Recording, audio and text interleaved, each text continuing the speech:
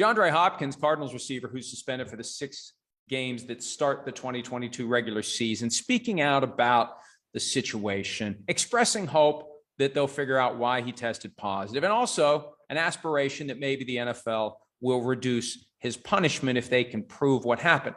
None of that's going to occur. It's the nature of the policy.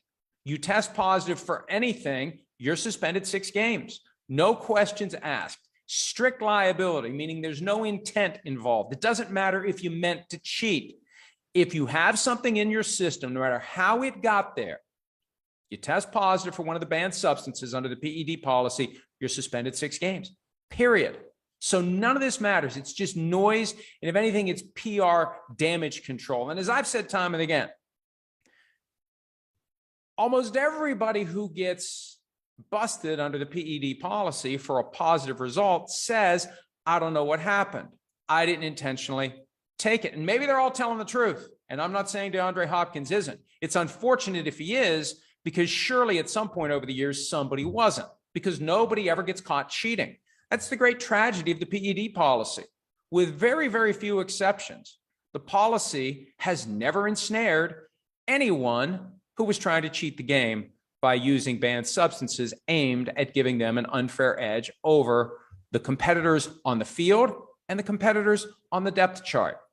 Not only does it give you an edge against your opponent that you are engaged in physical contact with, it gives you an edge over that teammate that maybe is more deserving to be starting, but you're holding it all together by using these banned substances. That's why the rule's in place.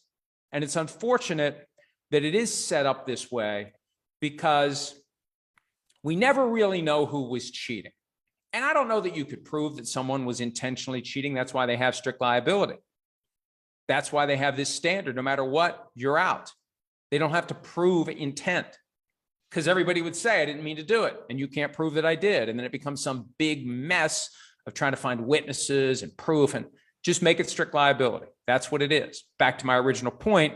That's why nothing DeAndre Hopkins says at this point matters from the standpoint of his suspension. It's not getting reduced. The only question is preserving his image in the eyes of fans, sponsors, teams, etc. His legacy.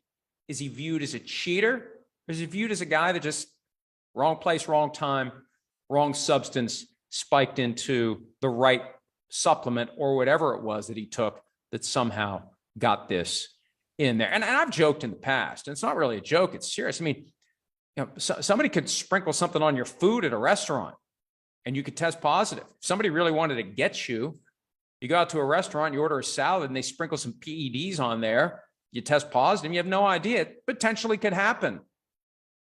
That's why it's very important for every NFL player to be extra vigilant about anything and everything that gets into his system, because he is responsible. There should be no doubt. And with each passing example of a guy who says, how'd I get suspended? I didn't intentionally cheat. Oh, it doesn't matter. Every other player should be on clear notice that you are responsible for what's in your system, and it doesn't matter whether you meant to cheat or not. Hi, I'm Mike Tirico, and thanks for watching.